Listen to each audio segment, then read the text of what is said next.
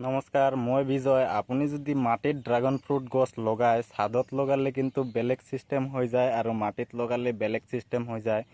মই যেতিয়া নেকি মাটিত ড্ৰাগন ফ্ৰুট গছ লগাইছোঁ, আপোনালোকে চাওক মাটিত কিন্তু পিপৰে কিমান ইয়াত আহি পেলাই পূৰা এই ফুলটোকেই চাওক কিমান স্পট কৰি দি আছে। এই স্পটবোৰ যেতিয়া হৈ আছে, এইবোৰৰ তলত কিন্তু ফলবোৰতো এনেকুৱা স্পট থাকি যাব। এইবিলাক মাৰ্কেটত চেল কৰিব নোৱাৰা হৈ যায়। সেইটো কাৰণেই কোৱা হয় যে ৰাসায়নিক ফাংগিচাইড স্প্ৰে কৰিবৰ কাৰণে যিকোনো ইউটিউব চেনেলৰ পৰাই শুনিব পোৱা যায়। ময়ো আপোনালোকক ছাজেষ্ট কৰোঁ যে হামলা কোম্পানীৰ প্ৰডাক্ট আনি পেলাই 1 ml কৈ লিটাৰত স্প্ৰে কৰিবৰ কাৰণে। মই মাত্ৰ পানীৰ সহায়ত স্প্ৰে কৰি ইয়াৰ পৰা গোটেইবিলাকক পিপৰবিলাকক আঁতৰাই দিছিলোঁ, কিন্তু এতিয়া আকৌ কিমানবিলাক আহিছে আপোনালোকেতো চাবই পাইছে। ইয়াতো চাওক, এই চাওক লগে লগে আহি পেলাই ইয়াত পূৰা পলাইছে। এতিয়া ইয়াতো চাওক গোটেইবোৰ কিন্তু পিপৰ আহি পেলাই পূৰা স্পট বনাই দিয়ে, কামুৰি কামুৰি খাই থাকে। ইয়াৰ পৰা কামুৰিলে এটা মধুৰ নিচিনা মিঠা ৰস এটা ওলায়, সেই ৰসটো খাবৰ কাৰণেই ইহঁতে আহে আৰু এই ফুলবোৰৰ ওপৰত স্পট পেলাই দিয়ে। তো এইটোৰ পৰা বাচিবৰ কাৰণে আপোনালোকে হামলা বুলি প্ৰডাক্ট এটা পোৱা যায়। এই হামলা প্ৰডাক্টটো যদি মাৰ্কেটৰ পৰা লৈ আনে আৰু লিটাৰত 1 লিটাৰ পানীত যদি আপুনি 1 ml কৈ স্প্ৰে কৰিব পাৰে, তেতিয়াহ'লে কিন্তু এই পিপৰবোৰ কেতিয়াও আপোনাৰ ড্ৰাগন ফুল বা ফলৰ ওপৰত আহিব নোৱাৰে। তো মই কিন্তু এইবিলাক স্প্ৰে নকৰোঁ কেমিকেল বা ৰাসায়নিক। মই পূৰা ফুল অৰ্গেনিকেই ইয়াত ফলবোৰ ইয়াৰ পৰা হাৰ্ভেষ্টিং লৈ আছোঁ বা ফলবোৰ ফলাই আছোঁ। তো ইয়াত মই ডাইৰেক্ট খালী পানীৰ সহায়তে পিপৰবোৰক আঁতৰাই দিওঁ, জোৰে স্প্ৰে কৰি দিওঁ পানী, আৰু এইবোৰ ডাইৰেক্ট আঁতৰি গুচি যায়। নেক্সট টাইম আপোনালোকে যদি এই অৰ্গেনিকৰ কৰি পেলাই যদি নোৱাৰে, তেতিয়াহ'লে সেই কেমিকেল বা ৰাসায়নিকতে যাব লাগিব। হামলা প্ৰডাক্ট লৈ আনিব আৰু 1 ml 1 লিটাৰ পানীত স্প্ৰে কৰি দিব। তো এইটোৱে মই আজি আপোনালোকক জনাব ওলাইছিলোঁ। মাটিত যদি ড্ৰাগন ফ্ৰুট গছ লগায়, তেতিয়াহ'লে কিন্তু এই পিপৰৰ পৰা বাচিবৰ কাৰণে ৰাসায়নিক বা কেমিকেল স্প্ৰে কৰিবই লাগিব। তেতিয়াহ'লেহে আপুনি এই পিপৰৰ পৰা ৰক্ষা কৰিব পাৰিব ড্ৰাগন ফ্ৰুট গছ। মই ইয়াত কেমিকেল স্প্ৰে নকৰোঁ, কাৰণ ফলবোৰ মই নিজেই খাওঁ। মাৰ্কেটততো মই চেল নকৰোঁ, সেইটো কাৰণে মই ইয়াত কেমিকেল কোনো স্প্ৰে নকৰোঁ। তো আজিৰ ভিডিঅ'টো মই এইটোতে আপোনালোকে গম পাওক যে কেমিকেল যদি স্প্ৰে নকৰে, ফলবোৰ কিন্তু মাৰ্কেটত যে ধুনীয়া ধুনীয়া দেখিবলৈ পায়, এইবিলাক কিন্তু বাগানত কেতিয়াও নহ'ব। কেমিকেল স্প্ৰে কৰাৰ পিছতহে এইবোৰ কিন্তু মাৰ্কেটত বহুত ধুনীয়া ধুনীয়া ফল আহে। তো মই এতিয়া ধৰাৰ লগে লগে চাইছে এই পিপৰবিলাক কিন্তু ভাগিবলৈ আৰম্ভ কৰিছে। এনেকুৱা পিপৰৰ পৰা বচাবৰ কাৰণে এই হামলা প্ৰডাক্ট স্প্ৰে কৰিবই লাগিব। নহ'লে খালী পানীয়ে অলপ পিছে পিছে যেতিয়াই পিপৰবোৰ আহিব, তেতিয়াই ফলবোৰৰ ওপৰত বা ফুলবোৰৰ ওপৰত জোৰেকৈ স্প্ৰে কৰি দিব লাগিব। তেতিয়াহে এই ফলবোৰ বা ফুলবোৰৰ পৰা পিপৰবোৰ আঁতৰি গুচি যাব আৰু নেক্সট টাইম আহিবলৈ ভয় খাব যে ইয়াত গ'লে পানী স্প্ৰে কৰি আমাক আঁতৰাই দিয়ে। বিশেষকৈ এই ফুলটো যোনটো ঠানিত আহিছে, এইটোৰ কিন্তু যোন কাটিংটো মই লগাইছিলোঁ, সেই কাটিংটো কিন্তু এই কাটিংটো চাবই পাইছে, ক্ৰছ ব্ৰীড ভেৰাইটি। ইয়াৰ পৰা যদি ঠানিটো এইফালদি গুচি আহি এইফালদি আহি ইয়াত আহিছে, চাবই পাইছে। তাৰ লগৰ যোনটো আছে, সেইটোত কিন্তু বহুত ডাঙৰ এটা ফল হৈয়ে আছে বৰ্তমান। এতিয়া লাহে লাহে পকিবলৈ আৰম্ভ হৈছে আৰু 2 দিন বা 3 দিন পিছতেই হাৰভেষ্ট কৰিবলৈ পাম। তো ইয়াত চাবই পাইছে, ইয়াত আছে ভিয়েটনাম হোৱাইট। ইয়াৰ চাইজটো মোৰ হাতৰ সহায়তে আপোনালোকে গম পাব যে ইয়াৰ কিমান দীঘল হৈছে ফলটো। ইয়াৰ চাইজটো যিমান দীঘল হয় ফলবোৰ ইমান ডাঙৰ হয়। যদি ফলবোৰৰ চাইজটো গোল টাইপৰ থাকি যায়, তেতিয়াহ'লে কিন্তু ফলবোৰৰ চাইজটো বেছি ডাঙৰ নহয়। এইটো মই আপোনালোকক দেখুৱালোঁ ভিয়েটনাম হোৱাইট, এইটো দেখুৱালোঁ ক্ৰছ ব্ৰীড ৰেড, এইফালেও দেখুৱাইছোঁ ক্ৰছ ব্ৰীড ৰেড, চাবই পাইছে। আৰু সেইফালে অলপ আপোনালোকক দেখুৱাই দিওঁ, এইফালে আছে ভিয়েটনাম ৰেড। এই চাক ভিয়েটনাম ৰেড, এই চাক ভিয়েটনাম ৰেড। ভিয়েটনাম ৰেডৰ ফলবোৰো বহুত ধুনীয়া লাগে চাবলৈ। মোৰ কিন্তু ফলৰ পৰাই কিন্তু ফুলবোৰহে বেছি ধুনীয়া লাগে, চাবই পাইছে। এই চাক ফলবোৰ আৰু ফুলটো চাকচোন কিমান ধুনীয়াকৈ ওলাই আহে, পূৰা ৰঙা ৰঙাকৈ ওলাই আহে। মোৰ কিন্তু ফুলটো আৰু বেছি ধুনীয়া লাগে ফলৰ পৰা। ফল এইবোৰ মই যোনবোৰ দেখুৱাই আছোঁ এইবোৰ হৈছে ভিয়েটনাম ৰেড। তো মই এইফালে ভিয়েটনাম ৰেড দেখুৱালোঁ। এইফালে যদি আপোনালোকক দেখুৱাওঁ, এইটো হৈছে ইজৰাইলী য়েলো। এইটো কিন্তু প্ৰথমত সেউজীয়াই হৈ আছে আৰু কেইদিনমান পিছত যেতিয়া পকিব তেতিয়া কিন্তু হালধীয়া কালাৰ হৈ যাব।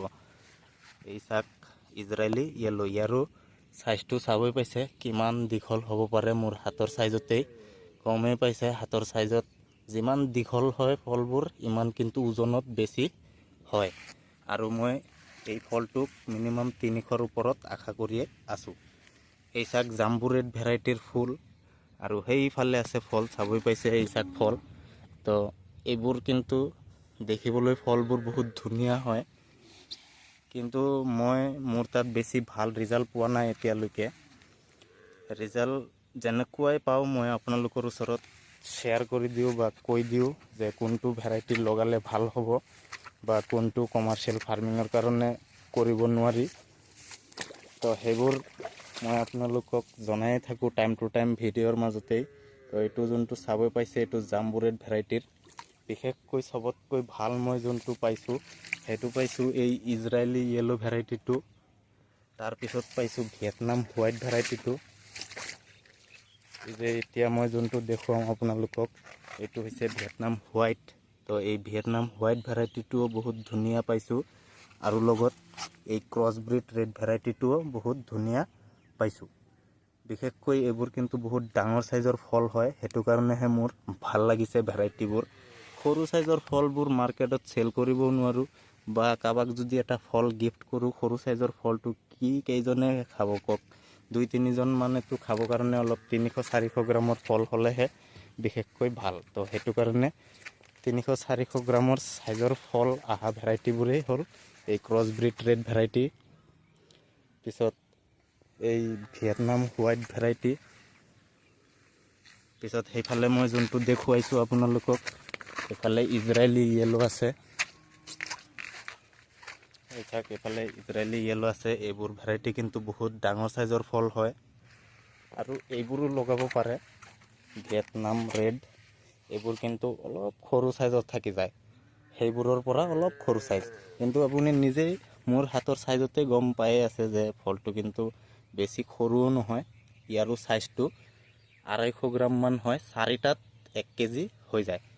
তো মই সেইবোৰ যোনবোৰ দেখুৱাইছোঁ ইজৰাইলী য়েলো বা Vietnam white cross breed red, সেইবোৰ কিন্তু 500 গ্ৰামো হৈ যায়।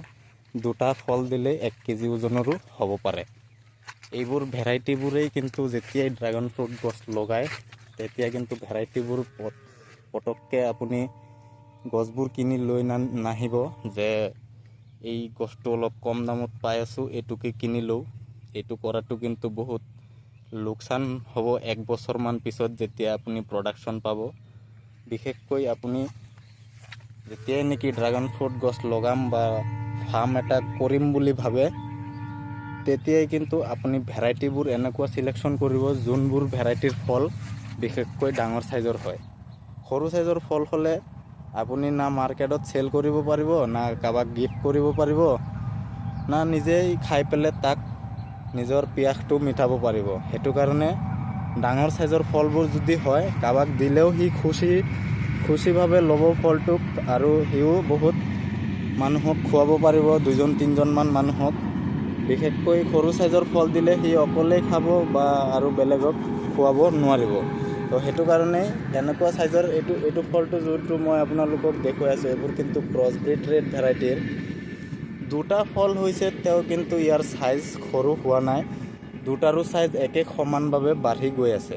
তো এনেকুৱাই ভেৰাইটি আমাৰ লাগে যোনবোৰ নেকি 2টা হওক বা 3টা হওক ভেৰাইটিৰ চাইজবোৰ একে সমান হয় বা ডাঙৰ চাইজৰ হয়। এনেকুৱা টাইপৰ ভেৰাইটি ড্ৰাগন ফ্ৰুট গছেই লগাব আৰু ভেৰাইটিবোৰ আপুনি প্ৰথমতেই চিলেকশ্যন কৰি ৰাখিব যে এই ভেৰাইটিবোৰ আমি ড্ৰাগন ফ্ৰুট গছ লগোৱাৰ সময়ত আমাৰ ফাৰ্মত লগাম। তো বিশেষকৈ এই ক্ৰছ ব্ৰিড ৰেড ভেৰাইটি নিশ্চিন্ত মনে লগাব পাৰে, ইয়াৰ চাইজটো কিন্তু বহুত ডাঙৰ হয়।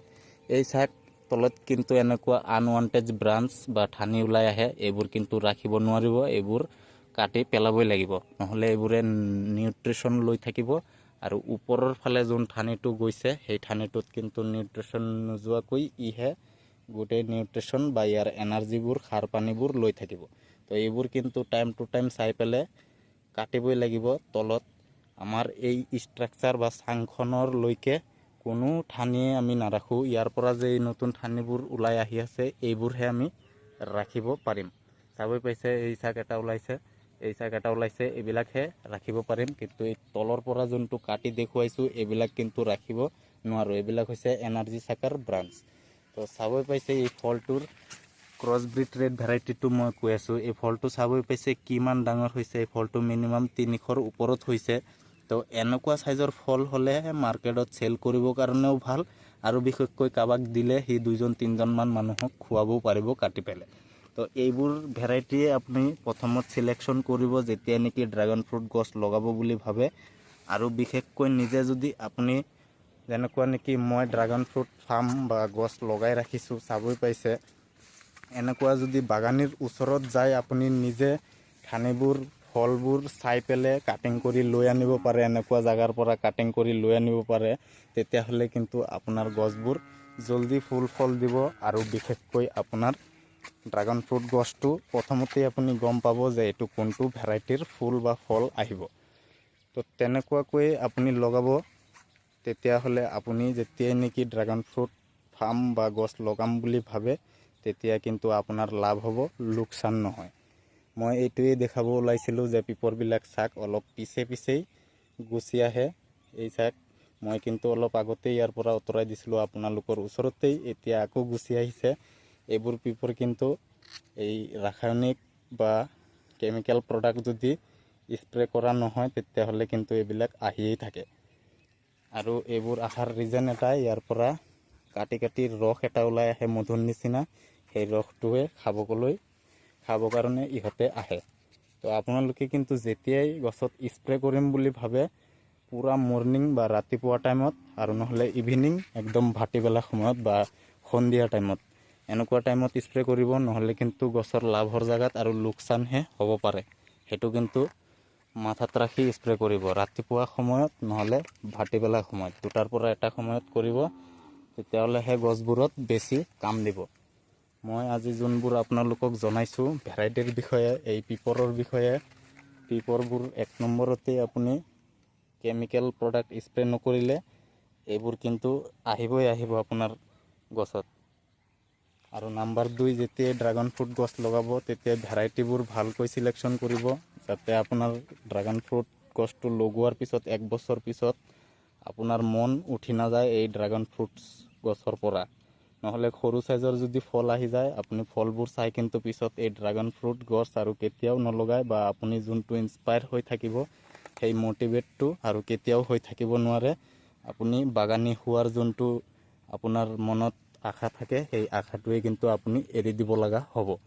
তো সেইটো কাৰণে যেতিয়াই নেকি ড্ৰাগন ফ্ৰুট গছ লগাই ভাল এজন বাগানীৰ ওচৰত যাব, যাই পেলাইহে আপোনালোকে এই ড্ৰাগন ফ্ৰুট গছবোৰ কিনি আনিবৰ কাৰণে চেষ্টা কৰিব। এইটো হৈছে ভি গ্ৰাফটিং। এইটো মই আজিৰ পৰা মিনিমাম 6ৰ পৰা 7 মাহ আগত কৰিছিলোঁ। এতিয়া কিন্তু বহুত ডাঙৰ এটা ব্ৰাঞ্চ ওপৰৰ ফালে আহি গৈছে। এইটো হৈছে ব্ৰাঞ্চটো। তো ইয়াৰ পৰা অলপ প্ৰব্লেম দিছিলে, কাটি দিছিলে পিপৰে আৰু পলু আহি, সেইটো কাৰণে মই ইয়াৰ পৰা ডাইৰেক্ট সমানকৈ কাটি দিছোঁ। আৰু সেইদিনাখন মই যোনটো আপোনালোকক গ্ৰাফটিং কৰি দেখুৱাইছিলোঁ এইটো হৈছে সেইটো। এই গ্ৰাফটিং কৰি দেখুওৱা যোনটো মই দেখুৱাইছিলোঁ এইটোৰ পৰা কিন্তু এই কাইটাটো ফুটিবলৈ আৰম্ভ কৰিছে। এতিয়া কিন্তু ইয়াৰ পৰা নতুন ঠানি অহাৰ চান্স আছে। তো এইখিনি জেগাৰ পৰাই নতুন ঠানি আহিব, আৰু নহ'লে এইখিনিৰ পৰা আহিব। 2 জেগাৰ পৰা 3-4টা কাইটা আছে, এতিয়াও 4টাৰ পৰা যিকোনো এক চাইডে ব্ৰাঞ্চ এটা আহিলেই মই সেই ব্ৰাঞ্চ বা ঠানিটোকে লৈ ল'ম। তো এই গ্ৰাফটিংটো এতিয়াও কিন্তু মানে ঠানি ওলোৱা নাই, ছাকচেছ বুলি ক'ব নোৱাৰোঁ। আৰু কেইদিনমান পিছতহে ঠানি ওলালে ক'ব পাৰিম যে ছাকচেছ না এইটো ফেইল হৈছে। তো এতিয়া মই 3-4 দিনমান পিছৰ আপডেটটো আপোনালোকক দেখুৱাই ৰাখিলোঁ।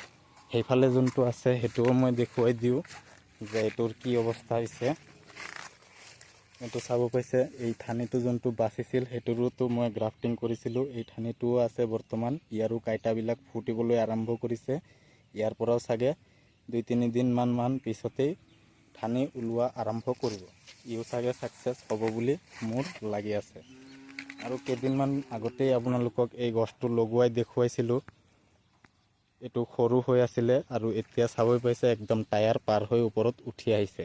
ইয়াত কিন্তু পিপৰে কাটি পেলাই পুৰা স্পট বনাই দিছে, চাবই পাইছে। তো এই স্পটবোৰ নোহোৱাৰ কাৰণেই টাইম টু টাইম পিপৰৰ কাৰণে হামলা প্ৰডাক্ট স্প্ৰে কৰি থাকিব লাগে।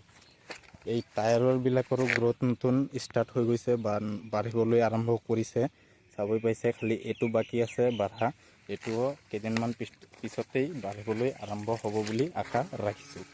তো চাবই পাইছে এইটোৰো পূৰা গ্ৰোথ বা বাঢ়া আৰম্ভ হৈ গৈছে, ওপৰৰ ফালে গ্ৰোথটো ঠানিটো ওলাই আহিছে। এই টায়াৰটো যোনটো চাব পাইছে এইটোৰো কিন্তু কেইদিনমান আগতেই মই আপোনালোকক লগোৱাই দেখাইছিলোঁ। তো আজি চাবই পাইছে একদম তলৰ পৰা ওপৰলৈকে সি এতিয়া উঠি আহি গ'ল।